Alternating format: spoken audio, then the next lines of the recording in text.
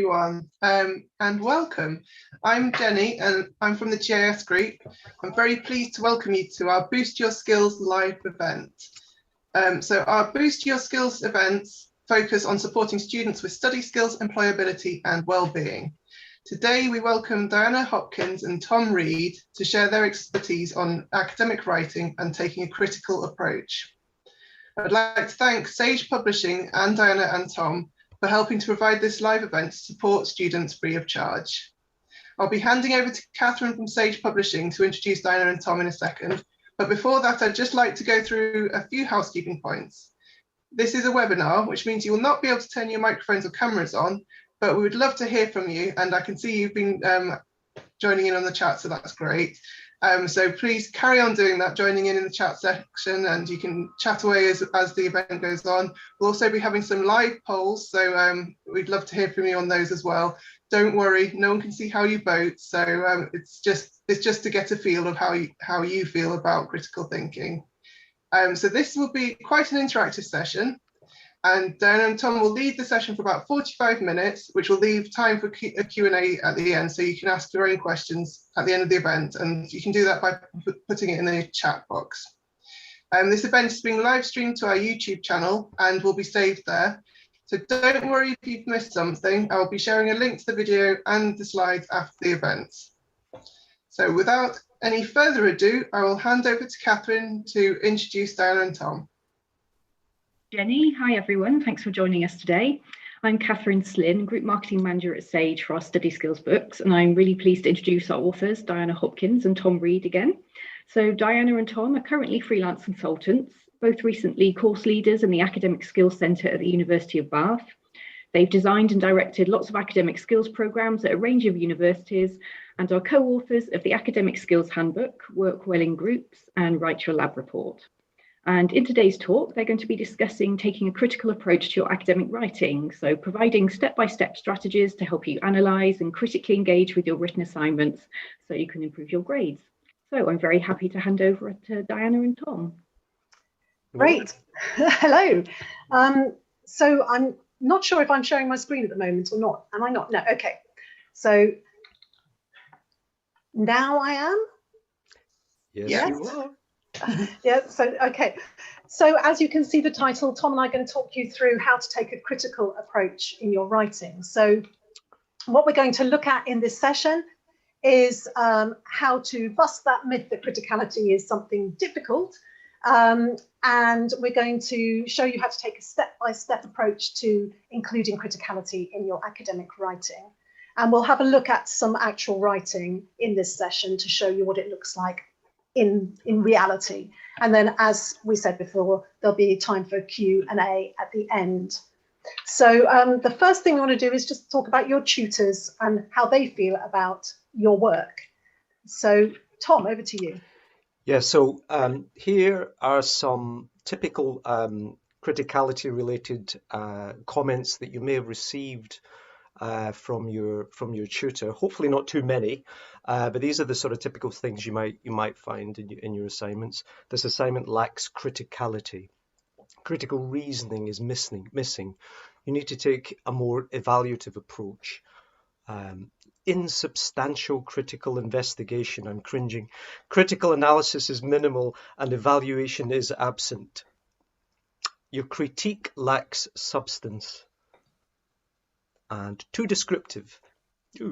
And your paper lacks originality. So all of these are perhaps typical comments that your tutor makes and expects you to understand them. But of course, they're jargon, technical terms sometimes that absolutely befuddle people and cause panic and hysteria with students. So what we're going to do is unpack that a little bit. So, but first of all, we thought we'd ask you a question just to get the measure of your abilities and how you're feeling about criticality. So on a scale of 1 to 5, how confident are you about your ability to include criticality in your writing? So this is a poll on Mentimeter. So to take part in it, you just need to go to www.menti That's menti.com. And the code at the top of the screen is 55325342. So if you pop that in when prompted, you can vote. I can see some people are already voting.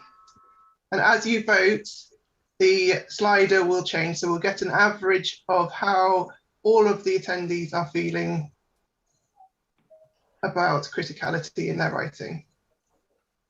And if you can't get onto Mentimeter, then please feel free to pop it into the chat as well. I probably made you feel even less confident throwing all those words at you. Right, shall we go back then? Do we think we're ready to go back? So 50-50. Yeah. Okay, so yeah, it was about halfway there, wasn't it? About halfway, yeah. So 50-50, yeah. So okay, so let's just establish what we mean by criticality, because we use that word in all sorts of contexts. So we could say that criticality means being negative, because in our daily business we sometimes say, oh, you're being so critical, and we mean negative. But that's not what we mean when we're talking about it in academia. And we could say that it means something essential, because if we're talking about it in a healthcare context, when we say critical care, it does mean something essential, but that's not what we mean in an academic context. So what we mean in our academia is examining ideas to evaluate their value or their merit. So that's what we're talking about today. So I think it's really important to focus on that top one, saying being negative. Being critical in academia is being both positive and negative when you have weighed up evidence. So I think, Tom, you're going to talk through how to understand this in a more practical sense. Yes. Regardless of the jargon that I've just thrown at you, criticality is a life skill, essentially, and it's something that we use day after day, sometimes even unconsciously in our daily lives. So we're actually more skilled than we possibly even believe, and we can apply those life skills to our academic writing, and we'll show you how. This is about busting the myth, if you like, of criticality and its terminology. So here's a scenario. I'm thinking about, or I'm planning a conference trip to Edinburgh. I wish in my dreams, but there we are. And in an academic context, that would be what you would call the subject area. The conference trip to Edinburgh is the area, and that's not me, by the way, in that picture. You sure? No, it's not. Carry on. Okay, so my question or my problem here is, what is the best way to get to Edinburgh? What is the best way to get there? That's the travel options that I'm looking at. So I'm looking at A, plane, B, bus, C, train, and D, car. So what would you choose as the best way to get to Edinburgh? And think about how you get there when you make that decision. Okay. So everyone should have had a poll pop up on their screen to vote on. If you haven't, then again, you can pop it into the chat box. But so far, we've had 100 and... it's going up very fast. Everyone's voting. So we're at 80% participated now. So nearly everyone's voted. So I wish we could all go to Edinburgh. That would be good. Yeah. It was a silly question just to get you embedded in this. So let's see what you think. Yeah. Okay, so I think that's slowed down a bit. So I'll just share the results so everyone can see them. Okay, so interesting. Looks like most people think train would be the best, and then after that, it's plane, and then car, and then bus last. Okay, right, Tom. I think you're gonna. Okay, so you probably went through a few sort of decision-making processes there in order to get to that, or not. You just sort of plump one down. But however, in my scenario, I'm trying to work through and look for evidence to pick the right one. I'm not sure at this stage which travel method is best. So, sorry, Dan, I go back to one. And in an academic context, that would be Can you go back? It doesn't matter. In an academic context, it would be a little bit more formal, a little bit more posher than that. So it would be discuss and evaluate the different modes of transport available between Bath and Edinburgh, if we put it into that context. Okay, so here are the four choices, and that's what you call the focus. So I'm narrowing down my trip to this particular aspect. I can immediately rule out a car because I neither have a car or a driving license, so that's out. So we can rule that one out. Sorry, car voters. And then if we move on, I'm also looking at a number of factors in order to choose to make the right decision here. I'm looking at perhaps time and money, costs, perhaps the purpose. Why am I there? Am I going to the conference or doing something else alongside it? And I may also have something like, for example, environmental concerns or considerations that I may need to consider. And it may be one of those or a combination or something else completely different. And that's what you would call in an academic context the scope or the parameters, the limits, the boundaries of where I'm investigating, where I'm setting my target research area. Okay, so first thing I would do then is I would research the facts, basic information around those three transport options. How long do they take? How much time do I have to waste doing this? What do the costs look like in comparison? Who's paying? Am I paying? Is the university paying? And also in terms of the environment, what does my carbon footprint look like for? What does the carbon footprint look like for each of those methods? Okay, so that I would gather all that together and collect all that data in order to make a more informed decision about the best method. However, that's not enough, perhaps, to make a final decision. I may need to dig a little bit deeper into this focus and gather together some views and opinions and more deeper information about the transport method so that I can make a critical and informed decision. For example, my friend took the train and was delayed for 4 hours. Okay, so my friends told me this, but does that mean the train is a bad option? Are the trains always delayed for 4 hours? So I checked on TripAdvisor, and there's information there that says that 60% of reviews indicate that train delays are rare on this route. Okay, so then you have to ask, okay, is it my friend or TripAdvisor that's more persuasive? What does the number of participants tell you about how informed that information is? Okay, next point might be a work colleague tells me that the bus journey was very uncomfortable the last time they went up there. Does that mean they're all uncomfortable? Was that a sort of a subjective view that my work colleague is expressing? So again, did a bit of a rummage around on Google, and I found a Guardian article which pointed out that the bus company had invested in comfortable chairs, extra legroom, cleaner toilets, TVs, and so on. So it was a little bit more luxurious than perhaps when my colleague went. So is that more persuasive than my work colleague?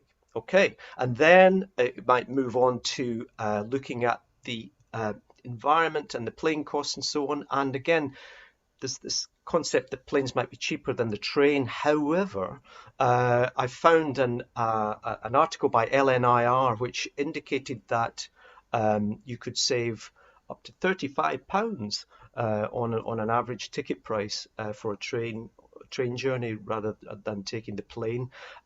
But you have to ask yourself, okay, that's a train company publishing that information. Is there bias in there? Is that objective, that information? Or are they trying to sell their train tickets? So again, you've got to be careful with that one. And then finally, thinking about the environment, I'm worried about planes.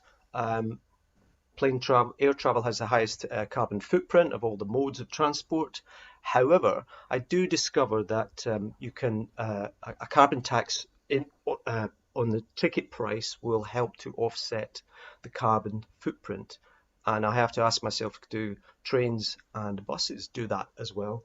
So after weighing up all of that evidence, the facts plus the opinions and views and all of the informal and formal information that I've collected together, I make a decision, and my decision is to travel by train. Diana, yes. So there we are. However, at the last minute, a colleague decides to go with me, and my colleague decides that train travel is his worst nightmare. He doesn't want to go on a train. However, I'm now armed with facts and data and evidence that's quite reliable and informed opinions to present my case back to my colleague on why train travel is the best approach, and that's what you would call a thesis, your argument, in an academic context. And I can also strengthen my argument by also predicting what he's about to tell me or she's about to tell me, her complaints, and I can counter these with perhaps my thoroughly researched and reliable evidence to try and persuade my colleague that train isn't so bad after all. And that, in an academic context, is what you call argument and counter-argument, and we'll have a look at that in a moment. So what Tom's just talked you through in a daily situation is what we do it, we all do it. But what we would sort of turn that into in terms of summarising what you actually do is that when we think critically, we weigh up the evidence. So we determine, when we've got this evidence, the strengths and the weaknesses of that evidence, and we try and maintain an objective view when we look at that rather than a biased one. So that's really summarising what we mean when we talk about taking a critical approach to our thinking and to our writing. But actually, it starts not so much straight in with criticality in your writing. It needs to start with your reading. So when you are reading to prepare for an assignment, your thesis, your dissertation, but your written assignment, you need to read with a critical approach. That's where it starts. So you do your reading, and whilst you're reading, you assess that evidence. You read it wondering whether there are any mistaken claims or whether there are any illogical arguments. And only when you've done that are you ready to apply that into your writing.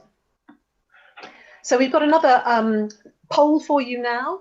And this is, which of the following are the best questions to ask when you're reading critically? So we've got 5 questions for you to have a look at. And which one do you think is the best one to apply to your reading?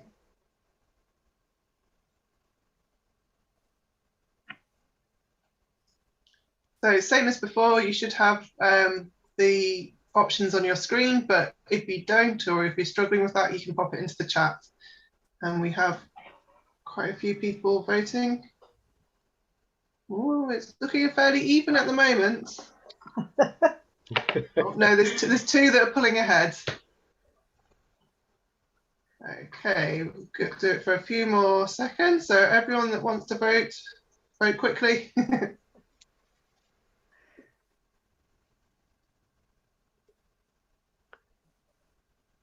Okay, so I'll end the poll now and share the results. Tom, do you want to talk about this? You carry on, Diana. It's okay. Okay, right. Well, that's interesting. I mean, we were being really nasty there because actually all of those are questions you're going to apply to your reading, and we can't really determine exactly which question when because it depends what you're reading about. Yeah, but they're all important. They're all important. I do think, is this relevant to my assignment? You know, you've got a large number of you going for that, and is the evidence presented in confidence? I would agree those would be the two key ones to go for, but we need to remember that they are all important. So we were being a bit nasty on you there. So let's have a look at these in a bit more depth and what you need to do. So when you ask these questions in your reading, so for example, is this relevant to my assignment? Then you need to delve deeper once you've answered that question. So if you say, yes, it is relevant, then you need to ask yourself, well, how is it relevant? Why is it relevant? Where in my assignment is it going to be relevant? And so on. So you're going to have to ask those deeper questions as well, not just the top question, but go into underneath the surface and dig deeper.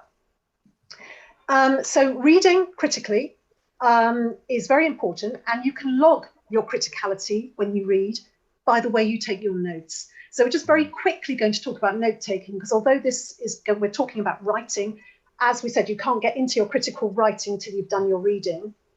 And we want to give you some tips about that here. So what we've got here is an example of one way to take notes when you're doing your reading. And this way is based on the Cornell method, which is a column method. So we're not prescribing this method to you at all. Everybody will know what works best for them, how they take their notes. But this has got some key facts that I think you ought to take note of, whatever your method. So if we just go with this column one at the moment, you've got to make sure you write down the reference details, the heading and the page numbers when you take your notes, so that you can quickly go back to the original source if you want to go back and read it again. And then there's a section where you will write your notes. And then there is, over to the right-hand side, your critical comments. So this is where, whilst you're reading, any of those questions, the answers to those questions you're asking yourself, you note those down as well. So it means that at your reading stage, you are already beginning to identify what you're going to critique when you put it into your writing.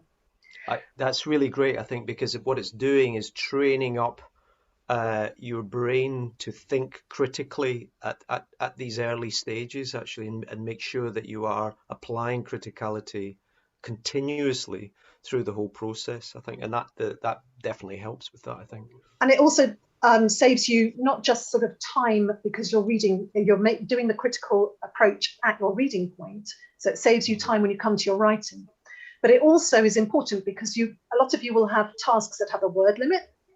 And if you write your first draft and only afterwards think, oh, hang on, I need to put some evaluation into that, I need to be more critical, you might not have left yourself the words to do it. So if you're doing it at this stage, then it's going to go into your first draft and you won't have that problem. I just quickly want to mention that column where it says, are they in your own words, yes or no? Because that's just to sort of check for you, so that you don't think that your notes were your own words and put them into your essay when actually you just copied them from your reading. Hopefully you'll have summarized in your notes, it will be your own words. But if it isn't, you need to just remind yourself that it isn't, so that when you pull it out of your notes and put it into your writing, you summarize and don't plagiarize. Okay, so let's just move on then very quickly as well. Once you've got your notes in that sort of format, or whatever format you're taking, but with that information, another good tip is to put those sources onto your plan. So you've got your outline for your essay, make space to put into your outline the sources you've found. So this just shows you the shape of your essay and then the sections that you're going to have in the body. So you've got your introduction at the top, which is a triangle going from general topic down to your specific focus. You've got your conclusion coming out from your specific focus out to the wider context and implications. And you've got the body in the middle. And you will have decided what your sections are going to be. When you're doing your notes, you can think, right, this bit of reading I've just done is going to go into section 1, and make a note of it. And then that allows you to see whether you have gathered enough information yet or not, or whether you need to continue reading. So it allows you to see that, oh, for section 3, I haven't yet read enough, I need to do some more. Or I've got loads and loads and loads of information for section 1, I need to stop reading about that now and move on to section 2. So just some tips about that. And Tom, you're going to say something. Yes, the other really important point here, I think, too, is that evaluation isn't something that's bundled in at the end in your conclusion. I think, you know, that's a mistake that could be made where you have all of your evaluation rammed into the conclusion. Evaluation sort of should be sort of sprinkled and continuous throughout the assignment. Yeah. And that map helps you pin that on, if you like, and indicate to yourself where you could put them. Okay, so let's get into this sort of what criticality looks like. And we're referring here, this diagram may be familiar to some of you because it's adapted from Bloom's taxonomy of higher order thinking skills. So he arranged thinking skills in this sort of hierarchy from lower order to higher order. And he indicated that in higher education at university level, students should be moving from the bottom 3 to the top 3. So obviously you still need the bottom 3, but you need to move up to the top 3. So we move from knowledge right up to evaluation. which is where we're demonstrating real criticality. So I just want to talk you through what that means so you understand that by showing you examples. So what do we mean, or what did Bloom mean by knowledge? So you need to demonstrate your knowledge. That just means you know something. So I'm going to pull out an example, just a sentence, an example from health, where we're talking about an essay which was about lower back pain. So knowledge, low back pain is a common complaint. Now you need to show that you understand that. And to show you understand it, sorry, let's go back to understand. Oops, okay. Understand it means that you can explain it in your own words. So you can just reiterate it in your own words. So many patients present with low back pain is showing I understand that knowledge. And then application, this is where you apply it to the real world. So show that you can use an example or demonstrate where it appears in the real world as an actual fact. So example here, low back pain is responsible for a significant loss of days worked. So that's a real world example of why this is important. So now we're moving into the top three, the higher order. So to demonstrate analysis, this is where you can take that knowledge and your application of it and make inferences about how this relates to a process or some other bigger picture. So example, LBP represents a serious social problem with economic consequences. So I've taken that application and I've turned it into my own inference about how this is serious. And then synthesis. So what do we mean by that? Well, that's where we create something new ourselves because we've done our reading, we found information out from different places, different sources, and we put them together to create something new. So here we can have the example. I know my writing is getting very small now, so I'll read it out. The numbers of people diagnosed with lower back pain is increasing, possibly due to the aging population and increased sedentary lifestyles. And then I've cited a source. And this means that the costs related to treatment and lost productivity at work are also increasing. Another source.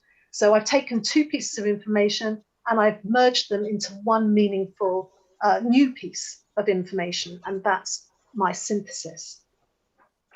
And then we want to get to the top, we want to get to evaluation. So evaluation is where we determine the relative value or merit of the information that we are giving.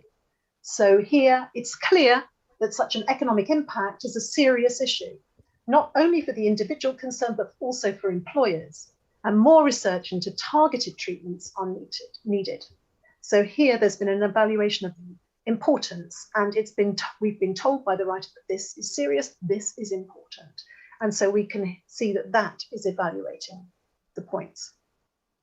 So what we've got with Bloom's taxonomy here, this adaptation of it, is that we're moving from the sort of building blocks, the foundations of knowledge, up to analysis, synthesis, and evaluation at the top. And this is what you need to be demonstrating in your writing. And I think sometimes what happens is you might get to the analysis point and stop. So you make some inferences based on the information that you've compared and contrasted and found and so on, and then it stops.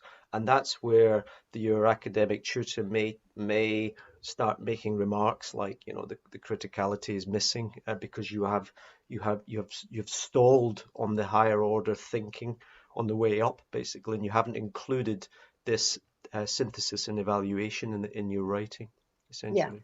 Yeah, and I think actually, Tom, sometimes they've stopped at application. So it's they like can stop at application too. That's right. Yeah. So analysis is the first step towards criticality. Yeah, that's right. And you may can do a little bit of that's right. Yeah. Deeper with your criticality to get to the top. Yeah, yeah. Okay, so let's have a think about what you need to do when you're coming to do your writing. So there is a step-by-step approach to getting it right in your writing and demonstrating criticality. So we do now have another poll. So we've got 4 steps, and we just want you to tell us which of these 4 steps do you think is the first step that you need to take when you're getting ready to write your critically.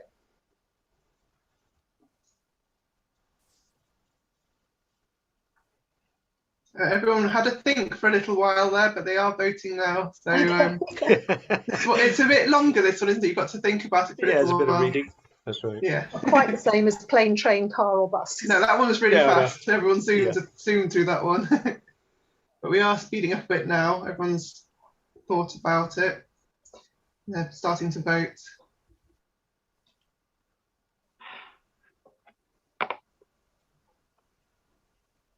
Okay. Okay, we're on 60% of the attendees have voted now. Oh, it's going up 70%. Oh, There's that's one. reliable. There's one definitely in the lead here. So when I end the poll, you'll see. You'll see. I wonder if you'll be able to guess which one it is. Yeah.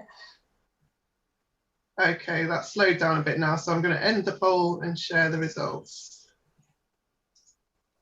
And the one in the lead is group useful information from literature according to the argument it supports. Great. Correct. Okay, that's great. Okay, so let me reveal the stages then. You are absolutely right. So step one, group that information according to the argument it supports. So your first step is you're doing your reading and you're finding different sources are talking about the same thing. So group that together, and then you'll be in a position to start to put it together. So you are now able to move on to step two, where you can synthesize the ideas and build your argument. So you found these sources that are giving similar information or related information or even the same information, and it allows you to put that together and have your new original thing that's come from you, where you've joined other people's ideas together. And then you are able to put into that your evaluation of the points. So how strongly have they argued? Are there any flaws that you need to mention? Because although you think they are strong, there might still be some limitations that you need to identify. That's your evaluation. So you're telling the reader that you have noted the importance, significance, limitations, caution that may need to be taken, etc. That's your evaluation. And then you may or you may not go on to step four. And step four is where you've also found that there are some pieces of literature that are giving a different opposing point that are not the same as the argument that you've decided is your thesis that you're going to argue for. And you're going to find those sources and you're going to evaluate those in the same way.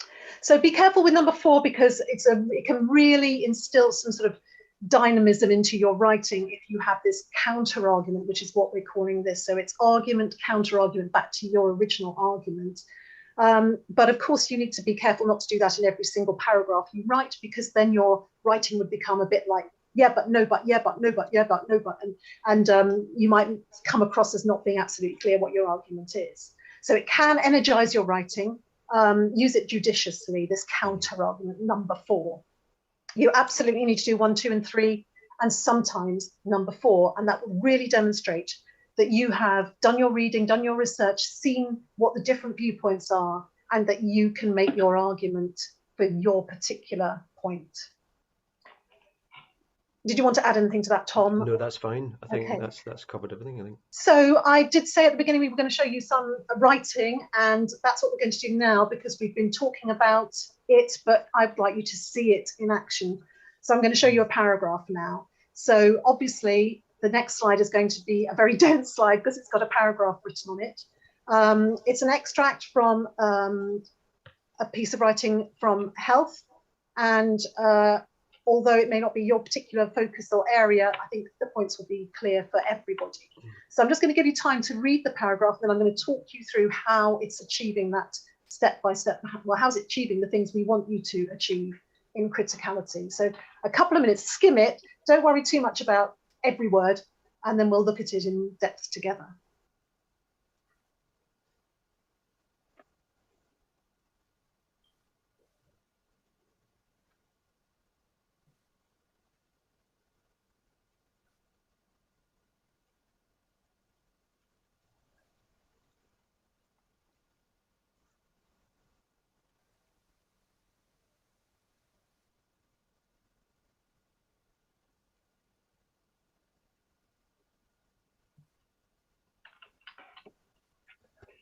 Okay, so as I said, don't worry too much if you haven't read every word, because I'll give you time to sort of look bit by bit. So let's have a look at how this paragraph is working. First of all, if we look at that first sentence, Much research in recent years has focused on how sports injuries in elite athletes may have both physical and psychological effects. This is introducing the paragraph's topic. So we call this a topic sentence. Now I know what this paragraph is going to be about. And it draws on sources. So straight away, I know that this writer has read about this topic in more than one source. And they've told me that with much research. So remember, if you've written much research, then you gave one source, that would be conflict, that wouldn't be appropriate. So much research, you have to have more than one source, and they've given us 3 here. And so sources are very much part of criticality. We're looking to see that you have weighed up the evidence in a critical approach. Okay, it then explains this further, this topic of the paragraph further about the psychological effects. So if these injuries affect their ability to train and compete, findings suggest that mental health consequences such as depression are common. So we now know that this paragraph is going on to develop the topic of the mental health issues associated with injury.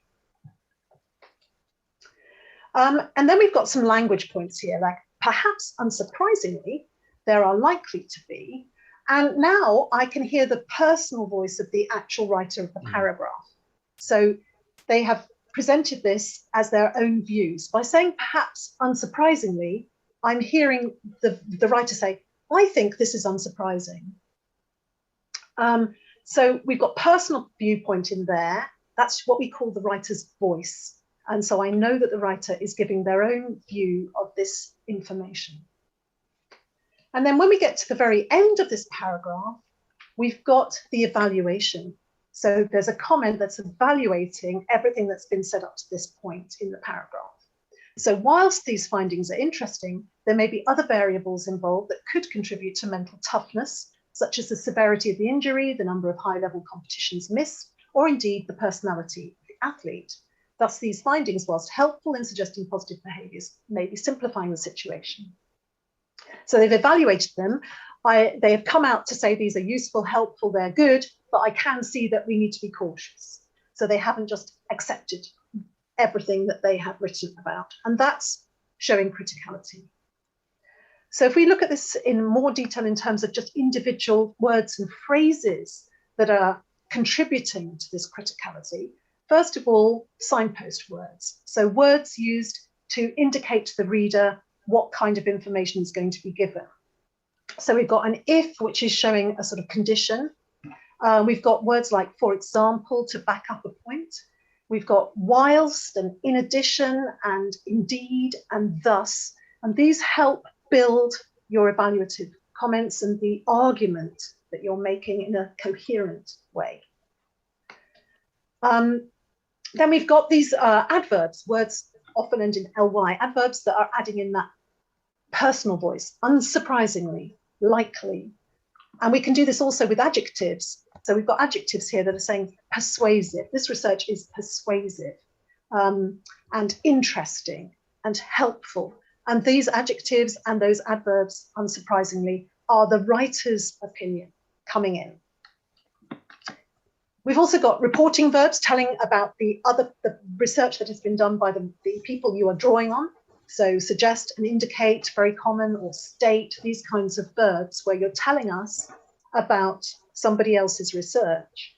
And in order to show what you think about it, that's when you come in with words like unsurprisingly or persuasive or interesting. And then some of these I've repeated again here because they're giving your judgment. So, or they're emphasizing. So judgment, persuasive, simplifying, interesting. And also I think it's worth just highlighting all. So we've got this little word all here, nearly halfway down, just beyond halfway down. And even that 3-letter word is emphasizing something that's happening. We don't need it grammatically, but it's just giving emphasis. So they all share certain characteristics, and that's reinforcing that you've identified and emphasizing a point that you've identified.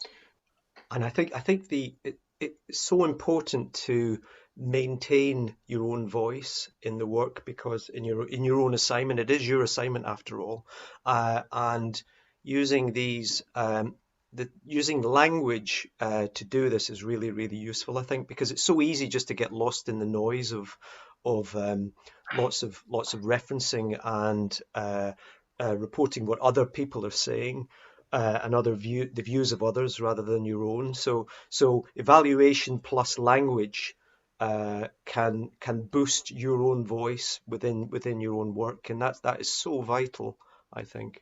Yeah, and one final thing to notice here, which is really important to do that, is what we call hedging, which is where you're saying something, but you're not saying it's absolutely true, and you're not saying it's absolutely not true. You're saying it's somewhere in the middle. And we use words like likely, perhaps, may, could. So this may be because, this could be because, this is possibly, there is potential. All of these words are called hedging words.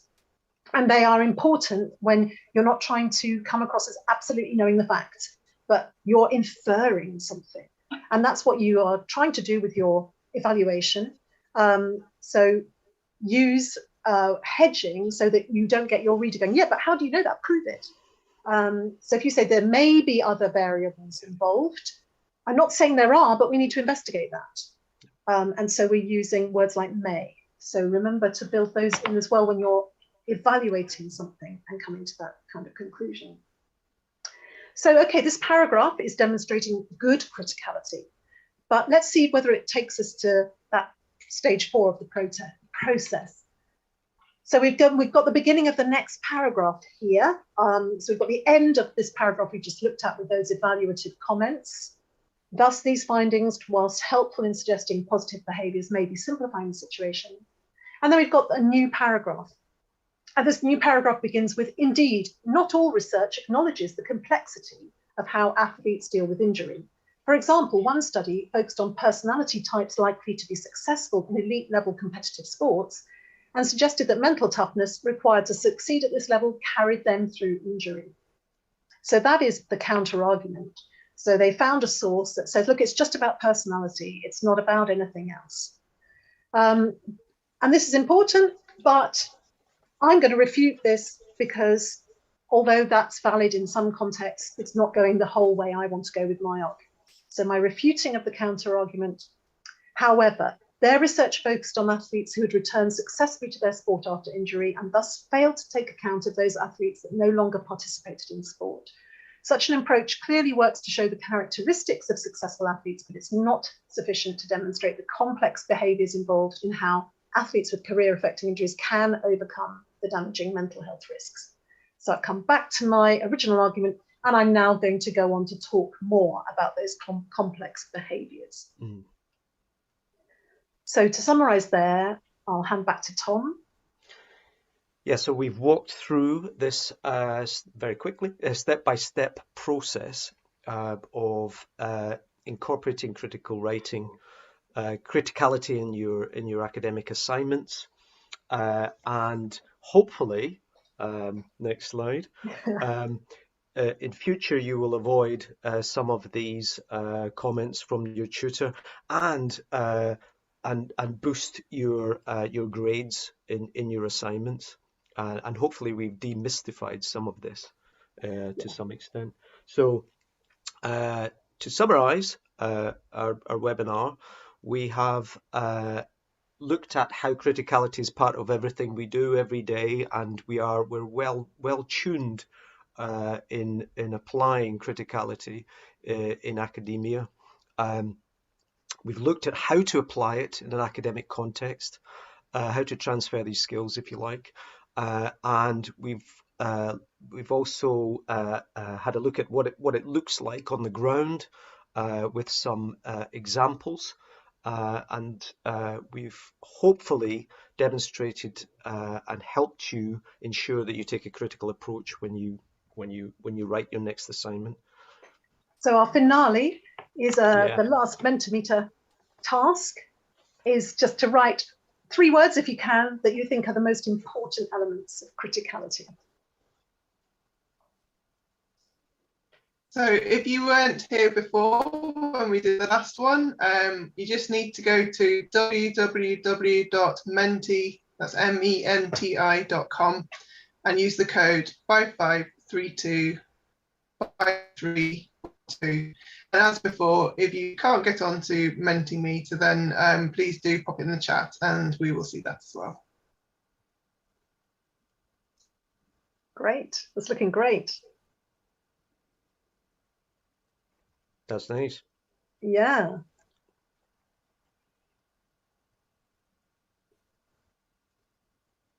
Oh, really nice words coming up. Like plain.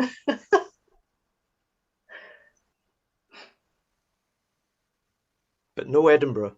No.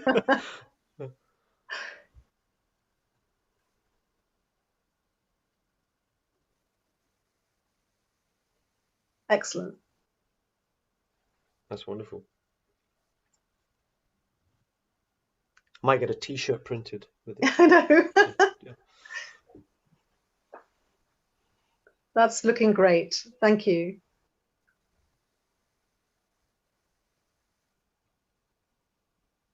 Are people still adding into that? Yeah, it's still going. You can see that on the chat. They're still.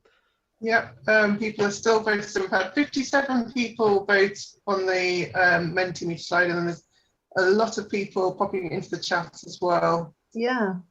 There's some key words that are coming out, aren't there? Excellent words. Yeah. And they're spot on. It's great.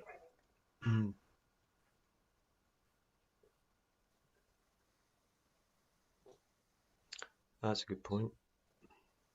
Got some interesting comments as well. Yes. Yeah. So shall I stop sharing that and then we'll Yes, move on to yeah. the Q&A section? Yes, So thank you very exactly. much, everyone, for taking part. Thanks. That was fantastic. Yeah. It's really great. Yeah. T-shirt and cap. And you can still vote.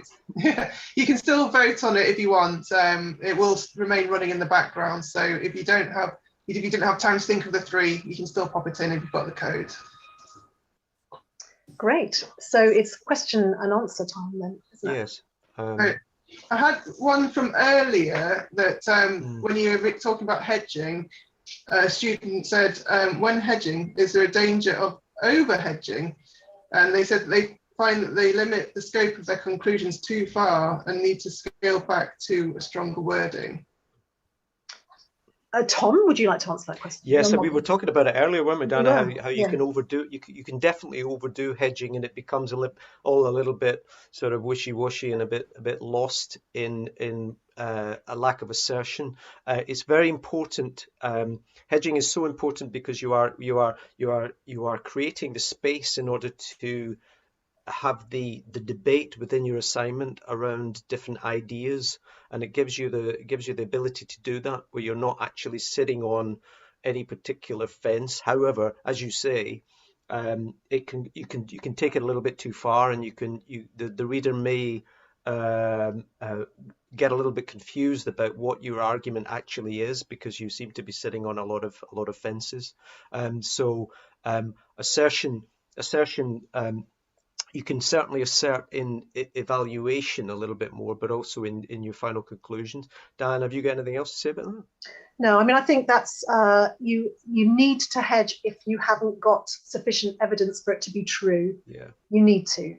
But you need to weigh up whether you are citing some evidence that someone else has found, in which case you don't need to hedge about that. It's when you're making your inferences and your sort of ideas about caution that you would need to bring in the hedging. We've had another student that said something about hedging as well, which I thought was interesting. And they said they felt that sometimes using hedging can actually take their voice away, as they rarely use those words in everyday life. And they want to remain themselves and be open and honest in their academic writing, but they're still working out how to do that. Yeah, I mean, I think the hedging is when you are drawing your conclusions about, you're weighing up the evidence. And so if you're saying that, this is a strong argument, that's not hedged. You're saying this is a strong argument. But we may need to still remain cautious, because then I'm bringing my hedging where I've got an inference from that. So this is a strong argument. The research was rigorous, and this is sufficient for us to take action. However, caution should be taken when applying it to a different population who may not respond in the same way. So I hope that example, for example, there shows you can show why you believe something is strong, but you can still then bring in your hedging about a limitation that you've identified. But also, I think it's part of the academic convention, isn't it? Because the academic convention is all about research, and actually, in research, in a sense, there's no right or wrong answer, and it's all about moving research forward and developing ideas and further. So hedging is enabling that process to continue and proceed and keep the door open on further research and further development of ideas, rather than shutting them down completely. Sometimes you need to shut them down, but it's the same point, isn't it, Tom? Is yes, that exactly. the inference about what comes next or what this could mean? Yes, and how exactly. you then need to go on to some more research. Yeah, that's right. Okay, thank you very much. The next question is, what would be the best way on improving your critical thinking apart from reading? What would be the best way of improving your critical reading? Yes. Critical thinking. Critical thinking, yeah. Thinking. Apart from reading.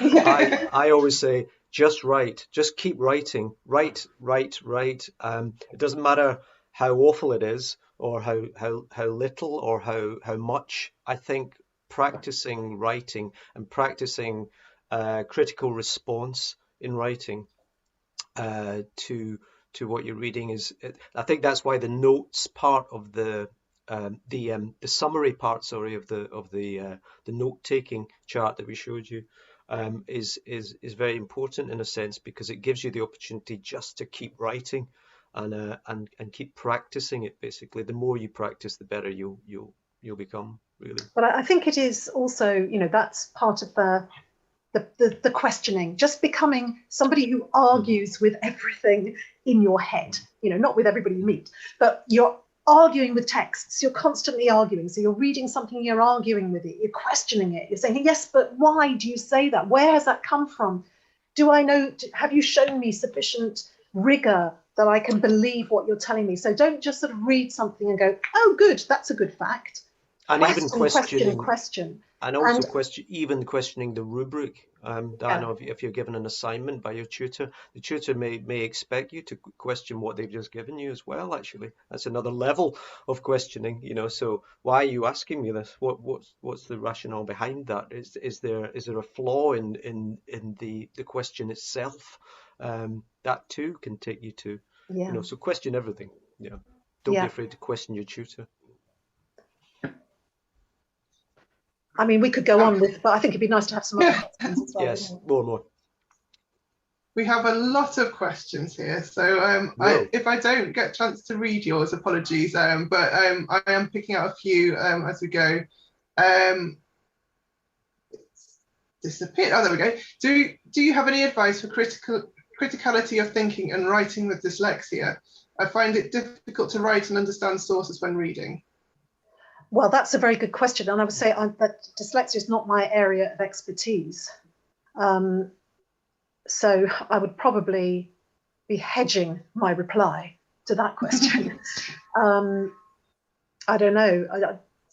We do have an event coming up with an author who's written a book about how to study with dyslexia. So perhaps that might be something that, Chloe, you could get some more information on it there, because it's called How to, I'm thinking off the top of my head, it's how to improve your academic work with out-of-the-box thinking.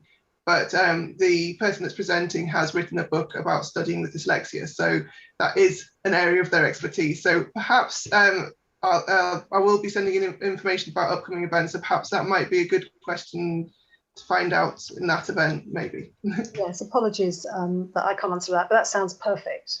Definitely. And there's a lot of people asking about the video after the event. So we have our own YouTube page where all of our live events get shown. So we will be sharing this one as well. It's being live streamed at the moment, but we will save it onto there, and we have them sort of divided by study skills, well-being and employability. So you will all be sent a link to that, and also the copy of the slides as well. So don't worry, you can catch up on all of the details on there. And how are we doing for time? So we do still have a bit of time. So I've got to scroll through and pick out some. This is hard because everyone's asked such good questions. Okay, someone here saying, I struggle with finding information that doesn't necessarily fit my line of argument, but relates to it. And I try and put them in, and it overall impacts the flow of the essay. So I think that's probably trying to put all of the research in, whether or not it's completely relevant. Emily, let me know if I've got that right. Yeah, so struggling to organise the information you found into categories and whether it's sort of supporting your argument or not. So I think that's important, and that's where your note-taking will come in and how you'll sort of organise it. And then I think, I might not be getting this exactly right with relating to what you actually wanted to ask, but I think that outline diagram where you put in the sources for each section allows you to see whether you have sufficient sources there and whether you need to find some more. I don't know if that's what you mean, that you struggled to find enough sources to support your argument, or were you saying counter argument? And if it's, sorry. I was just going to say, I think it's putting extra information into the line of arguments as it relates to it and sounds good, but then it confuses the flow of what she's saying. Yeah. So I do think that's where your outline needs to come in, so that you are very clear about what, you need to plan exactly what you want your paragraphs to be about and what you want your sections to be about, and look at the sources that are going to fulfill that plan. And that should allow the flow. And also you need to identify very clearly what the focus of your assignment is, and perhaps even your thesis, your central argument, where you are going essentially with the work, so that then when you are reading and cherry picking and selecting information and sources, you can then double check if the information you have is completely relevant, or is it going to fit? Is it going to help my thesis, help my response, build my argument and build my case? Is it focused around the topic area, the specific topic area that I'm working with? So analysis of, and careful analysis of the actual your own assignment itself, and what the purpose is of that assignment, then that will help you in a way cherry pick the right pieces of information for your jigsaw puzzle. I agree. Hopefully. And we've got a question about the value of words. So they've said, may I know what the value of words like additionally, however, thus, and indeed contribute to an assignment? I'm sure I used some of those in my essays when I was at university many years ago. Yeah, they're the signpost words, and they help your message flow and help with coherence and cohesion. So they will help guide the reader. Yeah, so you need to show, if you're going to add a point, you can say something like additionally, and that shows that you're building up your argument. If you're going to counter with something slightly different, you then use your however signal, and that tells the reader you're about to say something opposing what you've said before. So they are important as cohesive devices and helping guide your reader. But you need to vary them, of course, because otherwise it just becomes a little bit mechanical and obvious. And so the variety is important, and economy, as always, I think is important too, in a sense. Just be careful that you don't a little bit like hedging, if you don't overuse. And again, if you read your work out loud, if you get it in the air, you can hear sometimes if things are going wrong or don't sound right, or if you run out of oxygen by the time you get to the end of a sentence, that means your sentence is too long. I've just done it. And things like that, so putting your assignment out in the open air can help you hear if the flow is good, if the ideas are good, or if these you've got a lot of repetitive words coming back at you, and you think, oh dear, I need some synonyms. I need to change those and use alternative words and phrases, that kind of thing, and the language is okay, and so on. Yeah. Okay, I think we're coming to the end of our sort of time for the Q&A. I'd just like to say thank you to everyone that's sharing advice and tips on the chat for each other. I think that's really great to see and really helpful for the students as well. So it helps us because we don't always have time to answer all of the questions. So if you're helping each other, that's really great to see. And there's lots of people saying thank you in the chat, and thank you for coming and taking part as well to all of the attendees. Definitely. We do have a short survey when you log out. If you do have time to take part in that, it shouldn't take more than 5 minutes, and it really helps us improve the content and the structure of the events. So thank you very much if you do have time for that. And thank you very much for coming. As we said, we'll share a link to the event and also information on Diana and Tom's books, very importantly. So if you do want to find out anything else, then I would definitely recommend purchasing one of those. So all that information will come out to you in an email over the next few days once the video has finished being edited. So thank you very much, everyone. And I'm going to end the event now, so we will just disappear. So I'll take this advantage to say goodbye. Bye-bye. Thanks, everybody. Thanks very much for coming. Thanks for coming. That's great. Bye-bye. Okay, Bye. bye. Bye.